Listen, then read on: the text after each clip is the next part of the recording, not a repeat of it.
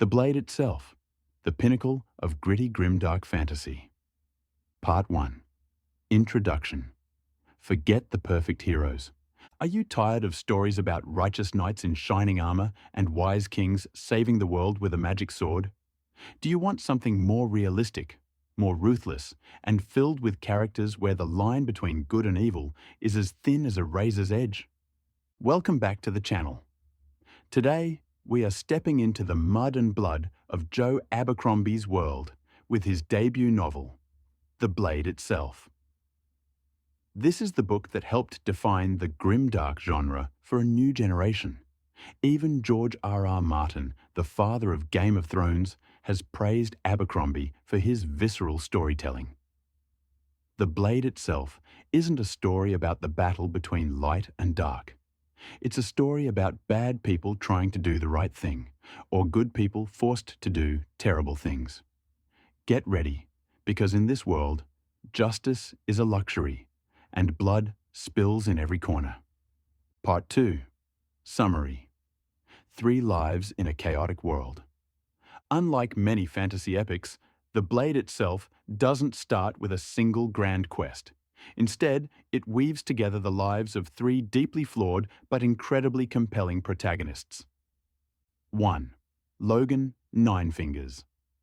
A legendary Northman warrior with a bloody reputation and a missing finger. Logan wants to leave his violent past behind and become a better man, but fate, and his hidden berserker nature known as the Bloody Nine, always drags him back into the slaughter. His catchphrase, "You have to be realistic about these things," serves as the grim philosophy for the entire series. 2. Sand Dan Glokta. Once a dashing champion fencer and war hero, Glokta was captured and brutally tortured by the enemy.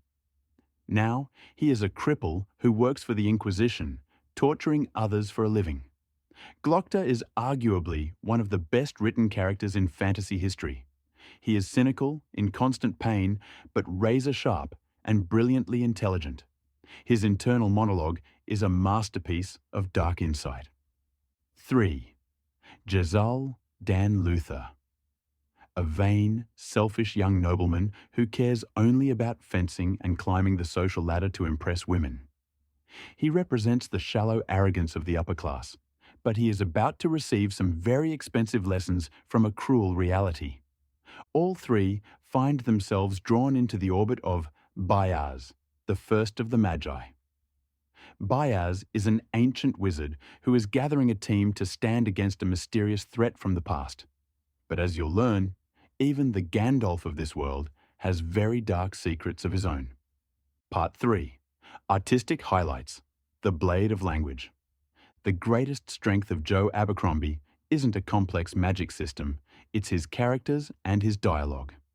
Each character has such a distinct voice that you can tell who is speaking just by reading a single sentence.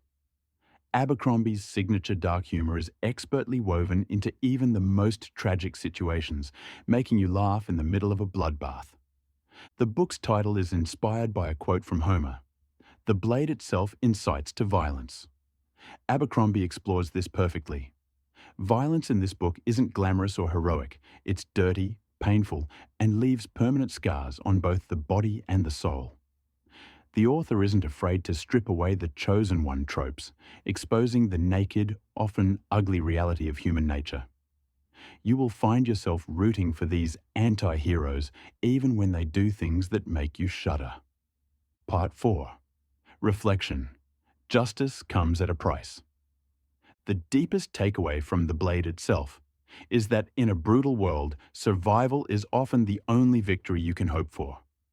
The story asks a difficult question. Can a person truly change their nature? Logan tries to be a good man, but circumstances always force an axe into his hand. Glokta was once a victim, but now he is the victimizer.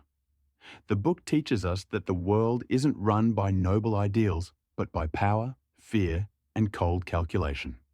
Sometimes the person you think is the savior is actually the most dangerous monster in the room. This isn't a book for those who want a happily ever after. It is for those who want to look directly into the raw, unadorned heart of humanity. Part 5. Conclusion. The journey has just begun. The Blade itself is only the first act of a massive epic saga. It ends just as the characters are beginning their true journey, leaving you with 1,000 questions and an undeniable urge to pick up the next book immediately. Thank you for watching our review of this grimdark masterpiece. If you had to choose a companion in this dangerous world, would you pick the Berserker Logan or the wise Inquisitor Glockta? Let us know in the comments. Don't forget to like and subscribe to continue exploring magnificent fantasy worlds with us. Goodbye for now, and be careful with the blades in your own life.